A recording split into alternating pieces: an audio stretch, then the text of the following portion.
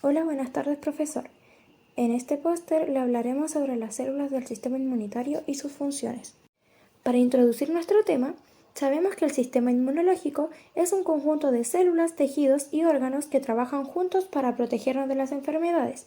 Su propósito es identificar y destruir microorganismos patógenos como un ejército que patrulla nuestros cuerpos, buscando y destruyendo cualquier invasor que pueda causar un daño. El sistema inmunológico reconoce y ataca una variedad de patógenos, incluyendo bacterias, virus, hongos y parásitos. También elimina las células muertas y las células cancerosas del cuerpo. Este sistema incluye componentes celulares claves que realizan funciones precisas en la detección, señalización y destrucción de los patógenos. Se divide en dos ramas principales, las cuales son inmunidad innata e inmunidad adaptativa.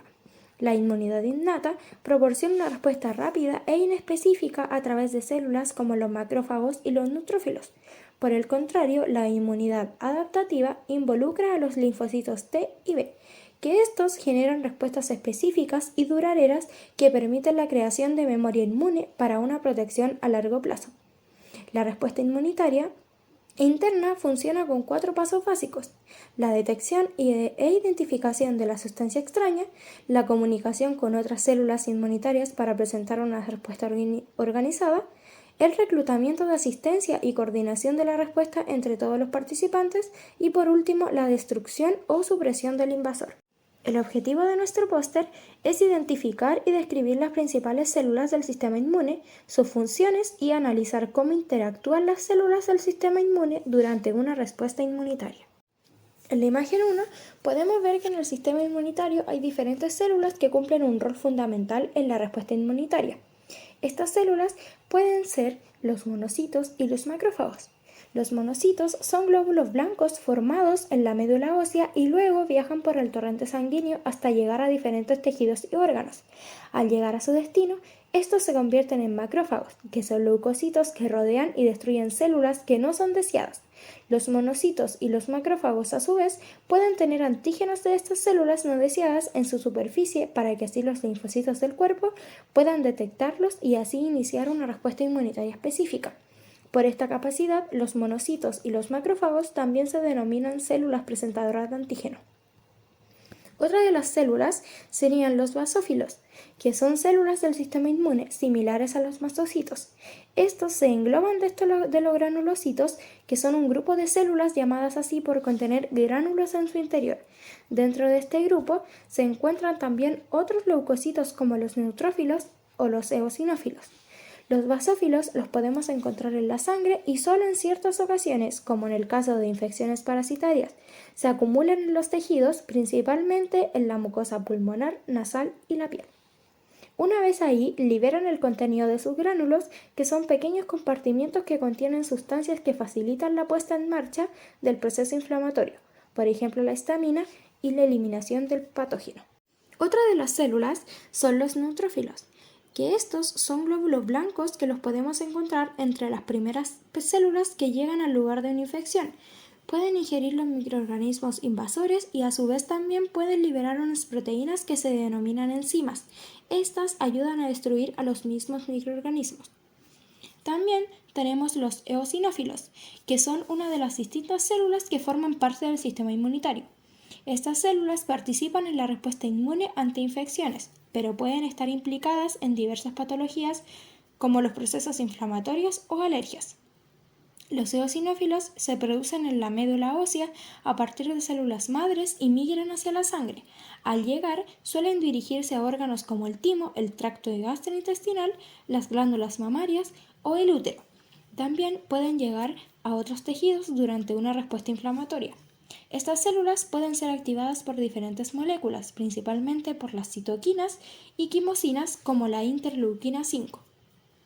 Otra de las células serían los mastocitos, que son células reguladoras que son esenciales en la modulación de procesos inflamatorios y alérgicos. En conjunto con las células dendríticas y los monocitos, constituyen la primera línea de defensa frente a los antígenos como bacterias o parásitos. También están implicados en reacciones frente a alérgenos del medio ambiente. Estas células son sintetizadas a partir de precursores mieloides que se producen en la médula ósea. En principio, se liberan al torrente circulatorio como células inmaduras y al diferenciarse van hacia los tejidos. Se pueden encontrar principalmente en el tejido conjuntivo de la piel, submucosa intestinal o del tracto respiratorio, y normalmente próximos a vasos sanguíneos pequeños y vesículas linfáticas. Los mastocitos se pueden activar al detectar citoquinas o antígenos mediante unos receptores específicos que tienen en su superficie. Una vez activados, liberan al medio unos gránulos preformados que contienen en su interior. Este proceso se conoce como desgranulación. Dentro de estos gránulos existen mediadores inmunoreactivos como la heparina o la histamina que tienen como función favorecer el proceso de inflamación y eliminar el patógeno 2. Los mastocitos también son capaces de producir otras sustancias como mediadores lipídicos o citoquinas, así como quimiosinas que son partícipes en la señalización y comunicación celular, ayudando a la coordinación de la respuesta inmune, adaptativa e innata. Las células dendríticas también son células del sistema inmunitario, las cuales podemos encontrar en el torrente sanguíneo, piel y otros tejidos. Estas células presentan antígenos que pueden encontrar invasores externos en el cuerpo, destruirlos y luego presentar los antígenos de estas células no deseadas en sus superficies. Estas células dendríticas ingresan a las áreas donde se concentran los linfocitos, como los ganglios linfáticos y el vaso, y los activan para así iniciar una respuesta inmunitaria específica contra estos antígenos. Los linfocitos son los glóbulos blancos que están a cargo de una respuesta inmunitaria más dirigida. Los linfocitos B son los que se forman en la médula ósea para después agruparse en los ganglios linfáticos y otras áreas del tejido linfático del cuerpo. No son capaces de destruir materiales no deseados por sí mismas, pero sí pueden producir los anticuerpos que reconocen antígenos específicos y que se acoplan a ellos. Estos anticuerpos destruyen los antígenos o dan instrucciones para que lo hagan otras células inmunitarias como las células T. Los linfocitos T también se forman en la médula ósea, pero luego se mueven al timo, una glándula que está detrás del esternón, para madurar. Los linfocitos T se reúnen en los ganglios linfáticos y el vaso, donde son capaces de reconocer virus específicos y otras células no deseadas, y así reaccionar a ellos de manera similar a los anticuerpos. Algunas células T tienen la responsabilidad de manejar la respuesta inmunitaria en general y no atacan a sustancias nocivas por sí mismas. Existen tres tipos principales de células T. Las células T citotóxicas que destruyen materiales no deseados. Cuando encuentran antígenos unidos a invasores nocivos, destruyen a los invasores. Algunos ejemplos son los virus y células que están pasando por cambios precancerosos, pero que no son propiamente cancerosas aún. También tenemos las células T auxiliares que producen sustancias que facilitan el trabajo de las células B y de las células T citotóxicas, pero que no destruyen invasores nocivos por sí mismas. Por último, tenemos las células T reguladoras, que son las inhibidoras que evitan que el sistema inmunitario reaccione desproporcionalmente y ataque a tejidos sanos en todo el cuerpo. También tenemos las células citotóxicas naturales o las NK. Estas células expresan en la membrana las proteínas CD16 y CD56. Además, ejercen una citotoxicidad sobre las células propias modificadas, que son las tumorales, y también sobre las células propias infectadas. La segunda imagen nos muestra el proceso de reconocimiento de un antígeno para el sistema inmunológico. El antígeno es una molécula extraña que ingresa a nuestro cuerpo. Los linfocitos B y T son células del sistema inmunológico que reconocen antígenos. Los linfocitos B tienen receptores de membrana llamados inmunoglobulinas, que se unen a antígenos específicos. Los linfocitos T tienen receptores de membrana llamados receptores de células T, que se unen a antígenos específicos que se presentan en moléculas del complejo principal de histocompatibilidad. La activación de los linfocitos primeramente ocurre cuando un linfocito B o T reconoce un antígeno y se activa. Los linfocitos B activados se convierten en células plasmáticas que producen anticuerpos. Los anticuerpos son proteínas que se unen a antígenos específicos y los marcan para su destrucción. Y luego, los linfocitos T activados se convierten en células efectoras que destruyen estos antígenos marcados. Luego tenemos la respuesta inmunitaria. La respuesta inmunitaria es la serie de eventos que ocurren cuando el sistema inmunológico reconoce y elimina estos antígenos. La respuesta inmunitaria puede ser humoral o celular. La respuesta inmunitaria humoral involucra los anticuerpos y la respuesta inmunitaria celular involucra linfocitos T. La imagen muestra los siguientes pasos en un proceso de reconocimiento de un antígeno. Primero, tenemos que el antígeno ingresa al cuerpo. Las APC engullen el antígeno y lo procesan en fragmentos más pequeños, es decir, lo degradan.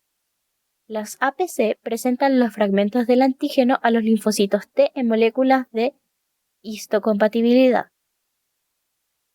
Los linfocitos T reconocen los fragmentos del antígeno y se activan. Los linfocitos B activados se convierten en células plasmáticas que producen anticuerpos, y estos anticuerpos se unen a los antígenos y los marcan para su destrucción. Finalmente, los linfocitos T activados se convierten en estas células efectoras que los destruyen.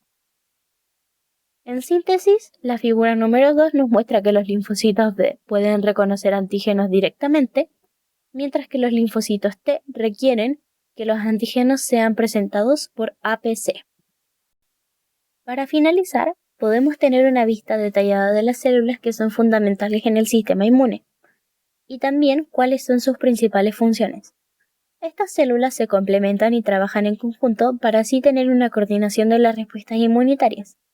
Destacamos tanto las funciones como la complejidad de las interacciones entre los diferentes tipos de células. Al comprender bien el mecanismo, nos podemos dar cuenta cómo el sistema inmunitario se adapta y responde ante diferentes desafíos. Esto resulta importante ya que así se tiene una regulación precisa para mantener la salud y la homeostasis del organismo.